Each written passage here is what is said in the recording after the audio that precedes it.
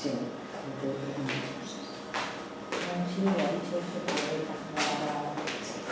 Hola, buenas tardes a todos.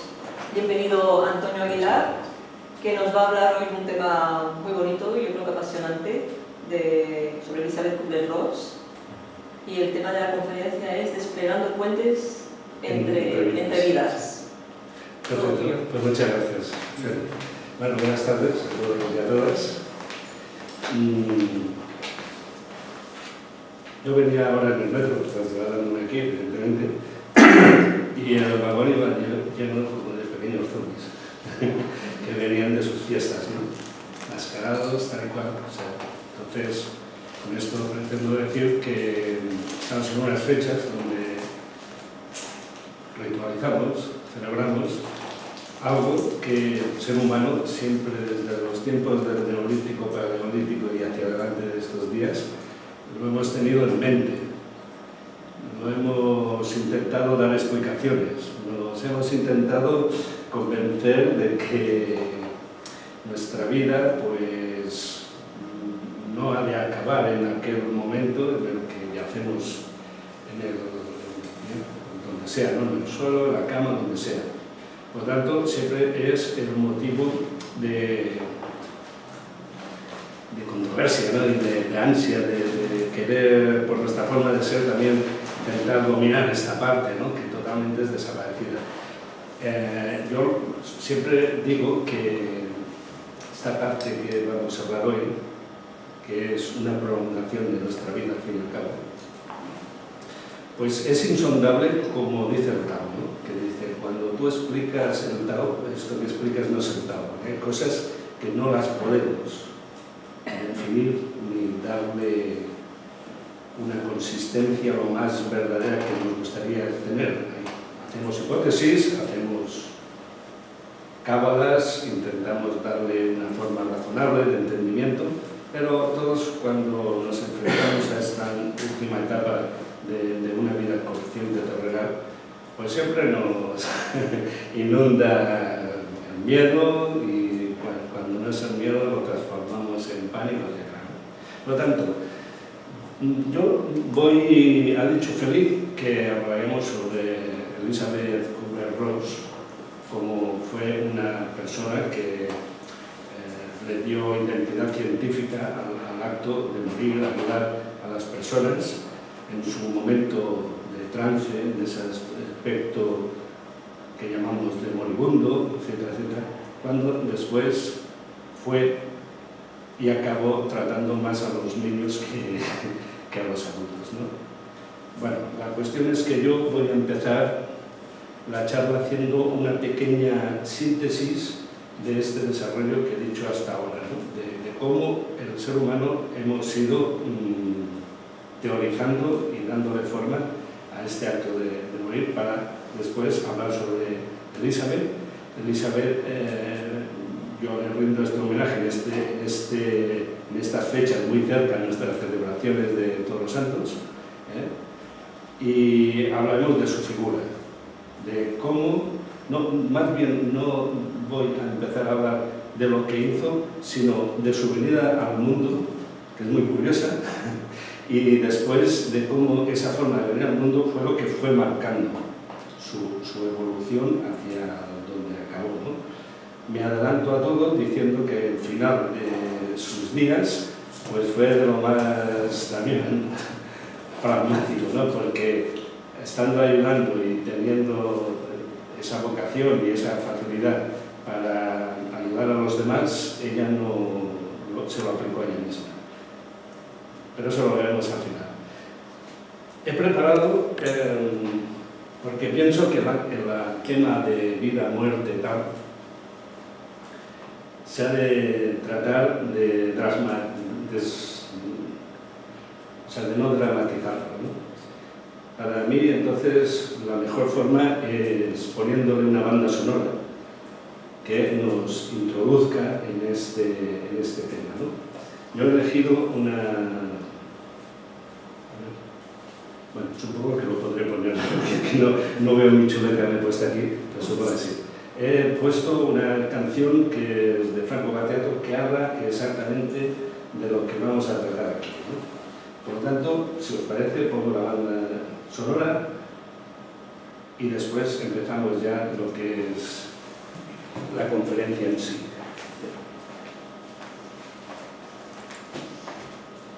Es que tendría que... No, pues no sé si lo voy a poder poner. Lo que no puedo es cantarla yo. Si alguien está pensando que ahora la cantas tú, no la voy a cantar, pero es que aquí había puesto el icono del, ¿cómo se llama esto? Del altavoz. Sí. No sé si no la cantaré. Bueno. ¿Desde el PC no se puede hacer? ¿Perdón? Desde el PC. Desde el PC. A ver, soy analfabeto en todos estos lenguajes, ¿qué quiere decir?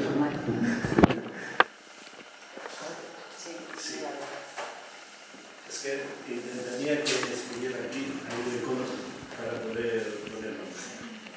Sí, también, sí.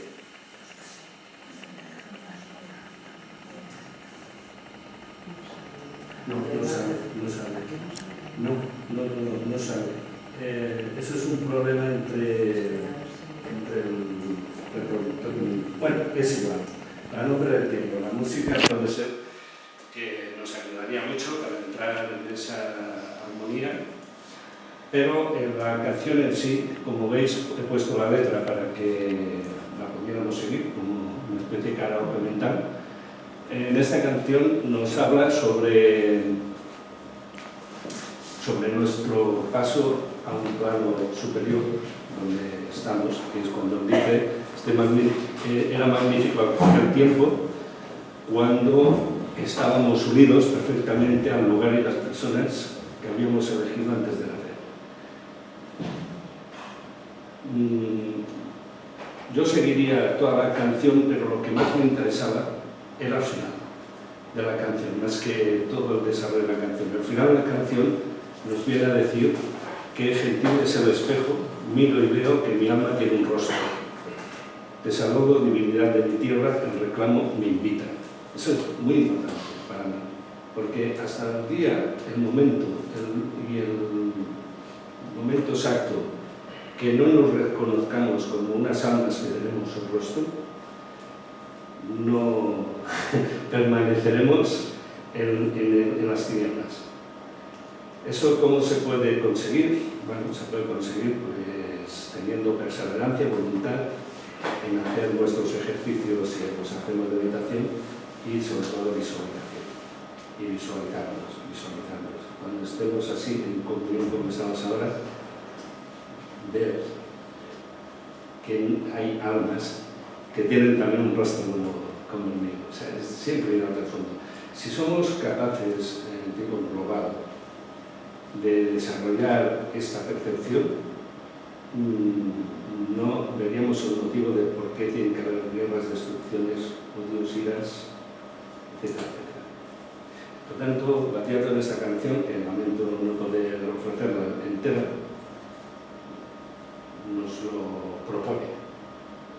Por tanto, yo también lo propongo, porque es mi ejercicio diario cuando estoy enfrente del espejo, me miro y trato de ver no ese Antonio mundano de ciudad, de calle, de tal, sino ese alma que en realidad es lo que cada uno de nosotros somos, reconocerlo. Una vez que se ha reconocido, pues, ya digo, cambia las percepciones de todas las cosas. ¿Cómo voy a hacer violencia contra uno igual que yo? A mí me cuesta entenderlo, ¿no? Bien, pues otro día cuando consiga la música lo volvemos a ver. Bien, andando por el tiempo, pues he puesto aquí un poco de reflexión sobre que todas las grandes tradiciones espirituales de la antigüedad, con pequeñas variantes que pudieran hacer, pero todas entran en la doctrina cíclica del eterno y retorno. Ya digo, desde el neolítico, paleolítico, que hay grafismos que dejaron en su manera, hasta la que he puesto aquí, que son las más conocidas, la egipcia y la tibetana, ¿no? Entonces, por ejemplo, el libro de los muertos egipcios nos habla sobre el antiquísimo texto que plasma las verdades cósmicas, es decir, que el ser humano en la Tierra estamos entre un plano inferior y un plano superior. Ahí es donde nos movemos. En el libro tibetano de los muertos hay, ya sabéis, o, bueno, que no lo conozca mucho, es un libro que es una guía para ayudar al moribundo a hacer el traspaso. Se hace básicamente poniéndote a su lado y dándole las instrucciones que están recogidas en el libro en oído muy flojo, ¿no? Yo he elegido la que es la plegaria contra el miedo en el estado de transición. Básicamente lo que nos habla es de ese paso que hacemos hacia una luz, lo he intentado grafiar aquí, ¿no? Que es la forma que se suele representar, para aquietar por medio de la compasión la ignorancia. La ignorancia, ese que nos crea el miedo, ¿no? El miedo a desprendernos, a despegarnos. Cuando hable ahora de Elizabeth, vemos que ella hizo una metáfora sobre una luciérnaga y la mariposa, ¿no? Pero bueno, entonces al final de todo dice: cuando lejos de mis amigos queridos voy errante y solo, cuando las sombras de mis propios pensamientos aparecen, puedan los seres iluminados enviarme su poder de compasión, de modo que no exista el terror en el estado de transición.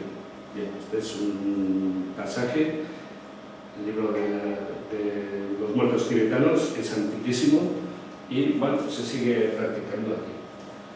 Entonces, este es para ambientarnos un poco, que es la forma en la que personas, que también hablaremos, que han estado en estado de muerte pero han vuelto, pues es lo que han relatado, ¿no? Han relatado que se ve como una luz que nos atrae, tal cual.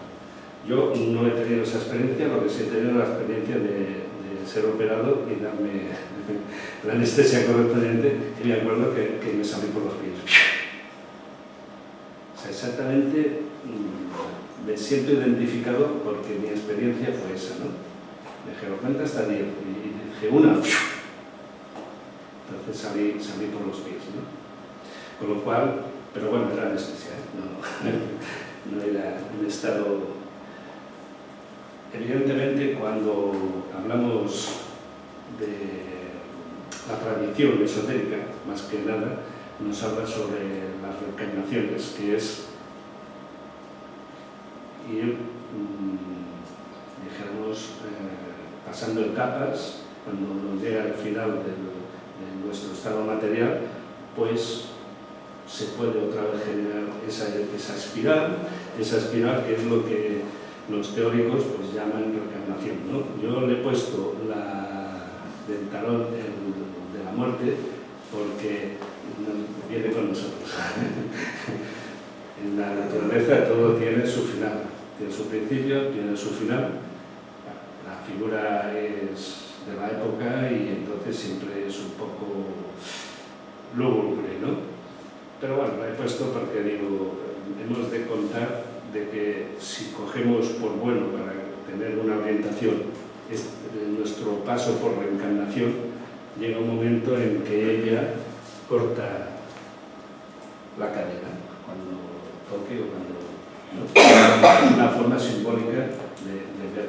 También hemos de pensar que nosotros, el ser humano, y estamos siempre unidos por cordones. Cuando hacemos el multiplicado, en la ciencia oculta esotérica dicen que hay el cordón de plata, porque esa energía tiene ese color, no porque sea de plata, sino tiene ese color, ¿no? Entonces siempre estamos unidos a algo que en un momento determinado se corta. Es la forma. Hablando para acabar el tema antropológico, yo aquí he puesto una serie de charlas que se dieron en el febrero de 2013 en las diversas bibliotecas públicas, abordando los temas. Es decir, que, vuelvo a repetir, que desde el Neolítico estamos así, estamos en el siglo XXI y seguimos intentando darle forma, origen, explicar, claro, cada vez pues, con más criterio, con más, vamos a decir, más visión, pero bueno, me ha parecido oportuno para también cerrar, porque mi intención no era simplemente dar una pincelada y situarnos, que no es un tema nuevo, sino es un tema muy antiguo, pero que lo seguimos otra vez arrastrando hasta aquí, y mi pregunta siempre es, si somos reencarnaciones, ¿por qué este tema no lo tenemos ya resuelto como tercer plano? Entonces voy al Tao y es lo que he dicho al principio, ¿no? Porque es algo que creo que no tiene una explicación, no tiene un contenido que podamos razonarlo con nuestra capacidad, si no lo encontramos.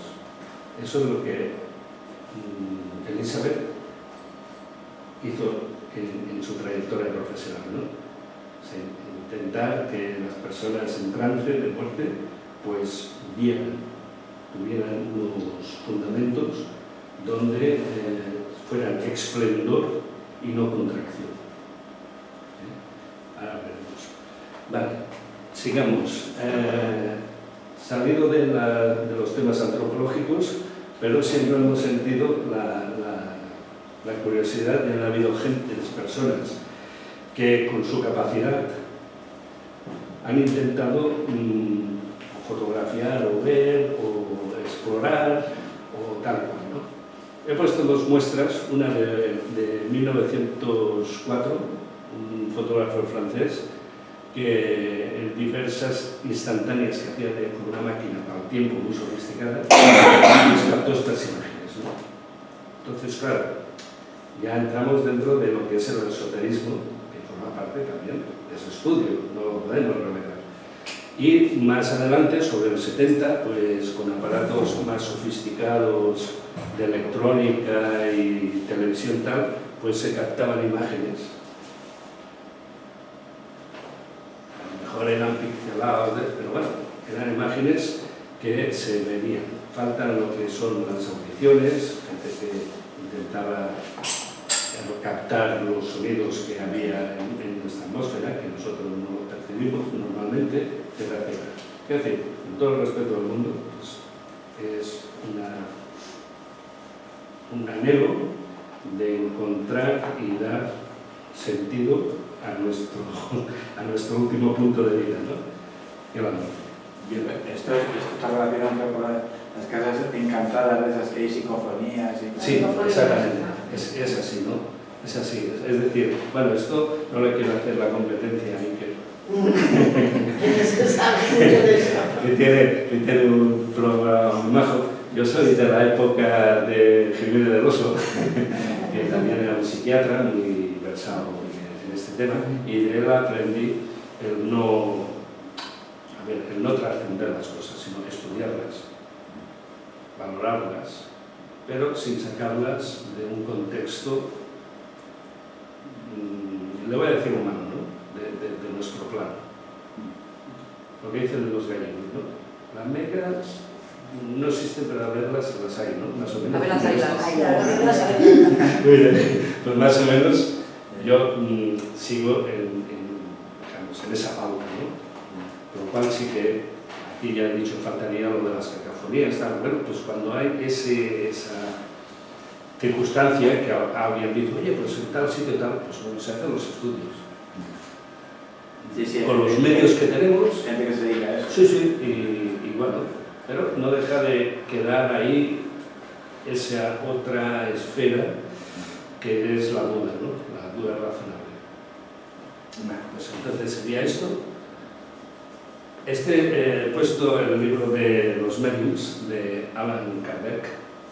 Es un gran, bueno, fue un precursor, editó varios libros, entre ellos para formar a las personas la capacidad sensitiva que tuviéramos, pues para poder acceder a esos otros planos. Vale, es un libro, lo he puesto como testimonio. Hay otros, como Cerca Kaiser, por ejemplo, vivió en Estados Unidos, y era un gran medium sensitivo que actuaba cuando él entraba en un plano alfa mental, que ese plano alfa es el que aquí denominamos el de la siesta. O sea, ese lapsus, ¿no? Que no está ni dormido tal. Entonces su mujer lo mantenía dándole un poco de conversación en ese estado, ¿no? Y era cuando, si se generaban preguntas o así, él iba respondiendo. De esta manera, si no recuerdo mal, me parece que hay unos 48.000 manifestaciones escritas por su mujer en tecnigrafía en una fundación que hay en Estados Unidos. Bueno, pues serían dos de los referentes, ¿no? Pero para que veamos que estas cosas salen a la calle y se intentan darles una prestancia ya científica, no me acuerdo el año, no sé si era en el 2010 o 12, se hicieron unos debates en la Universidad Autónoma de Barcelona sobre este tema. El debate sobre los límites de la ciencia y el estudio de los fenómenos paranormales. Se realizó en el Centro de Estudios Catalans, aquí en la calle del Carmen. Bien, este era el programa, que eran 4 ponencias, es decir, 4 personas de la universidad, pues desarrollaron unas ponencias sobre este asunto. Quiero decir que no es... Lo encontré interesante e importante porque lo extrañamos del folclorismo que en la sociedad se le ha querido dar a estos asuntos, ¿no? Como una cosa, bueno, no sé, es todo mejor no hablar, porque voy a la muerte, no sé, y además después, ¿no? Me dicen que voy, no sé. Pero bueno, estas personas hicieron estas 4 ponencias, a cual más interesantes, y lo he puesto como un testimonio de la apertura y el interés, y que personas que ya tienen vamos a decir, unos estudios universitarios importantes, pues que consideran que aquí hay ciencia, ¿no? Y un poco lo igualo con la próxima, que es sobre Rudolf Steiner, que se llama la ciencia oculta, ¿no? Y allí ya me intento hacer ya la publicidad con esto. No, pero más aparte, es un tema importante, ¿no? Que a mí me gusta ver que se manifiesta ya desde un punto de vista más intelectual. Esta otra es que Raymond Moody, no sé si a alguien le suena, que escribió un bestseller sobre la vida después de la vida, etc., en los años 70 finales. Él lo escribió de una forma científica y su editor lo fue transformando para hacerlo más atractivo, más ameno al público en general. Se convirtió en un bestseller, ¿no? Por tanto, es fácilmente pues, atacable desde bastantes puntos de vista, pero es un testimonio. Entonces, este escritor, que también era doctor, pues inventó un artilugio aquí que se llamaba el oráculo de los muertos de Chocoloco. Y básicamente, pues bueno, es como una especie de silla ergonométrica con una serie de... Estos eran radiocassettes y otras historias para entrar en una atmósfera de relax. ¿Qué se pretendía? Pues ir al estado alfa, provocarlo, ¿no? Nosotros también lo podemos provocar haciendo meditación, haciendo yoga, podemos inducirnos a entrar en ese estado, ¿no? La cuestión es que creo que quedó aquí la historia. No fue más para allá, pero bueno, me ha parecido interesante para dar a entender que estamos buscando constantemente lo que son bueno, o aparatos o lugares o lo que sea para poder conectar. Eso está muy bien desde mi punto de vista porque es una forma de empezar a aceptar nuestra sensibilización. O sea, que no somos materia, sino somos muchísimo más, ¿no? Y esta es una de las pruebas. Entonces, sin más dilación, habiendo hecho este repaso, que yo lo que pretendía era situar el tema, no que fuéramos a hablar de algo que se ha producido en nuestros tiempos, no, lo llevamos arrastrando y lo llevamos arrastrando. Por lo tanto, me centro en la figura y en la persona de Elisabeth Kubler-Ross, nacida en Zúrich en 1926 y murió en Arizona, en el estado de Scottsdale, en el 2004. Bien, esta persona,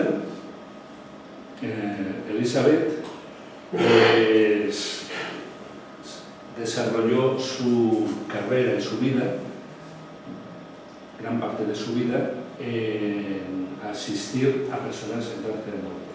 Claro, esto no es porque ella ya venía con esa predisposición ni dijera, nuestra vida voy a encarar aquí, no, ni mucho menos. Con lo cual vamos a hablar un poco sobre la figura de esta persona. Elisabeth era gemela y era trilliza de sus hermanas. Sus padres ya tenían un varón, el cual, por no sé por qué motivos, nunca más apareció en la historia. Sí, se ve que no se iban bien o había una relación o lo que fuera, pero hay muy poco testimoniaje de este hermano, ¿no? Lo que sí es que la madre y supongo que el padre también querían una niña bonita de estas suizas, como Petruca y tal. Y bueno, pues la cuestión es que se puso en gestación y cuando llegó el momento del paritorio, pues salió un pequeño renacuajo de 900 gramos, que era Elisabeth, escasamente 900 gramos. Y dentro de la placenta vieron que había otro.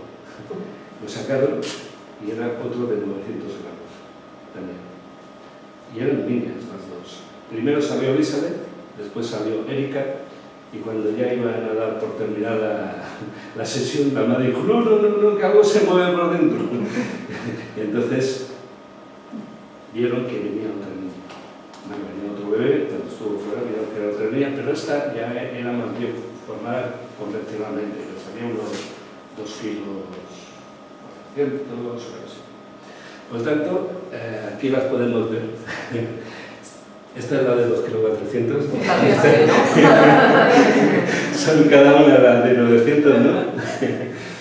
Aquí las vemos con el hermano y aquí ya en un plan más familiar, ¿no? Cuando ya eran adolescentes. Pero es curioso que sobreviviera, ¿no? Con tan poco peso en aquella época. Sí, es que es aquí donde he dicho el punto, ¿no? Primero salió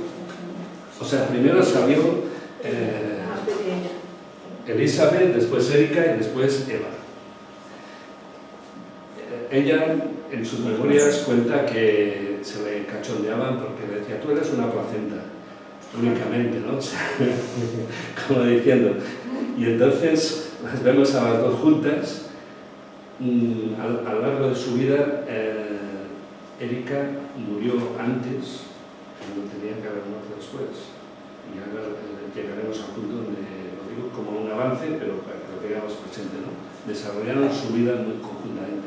Entonces, aquí las vemos y el por qué la imagen familiar.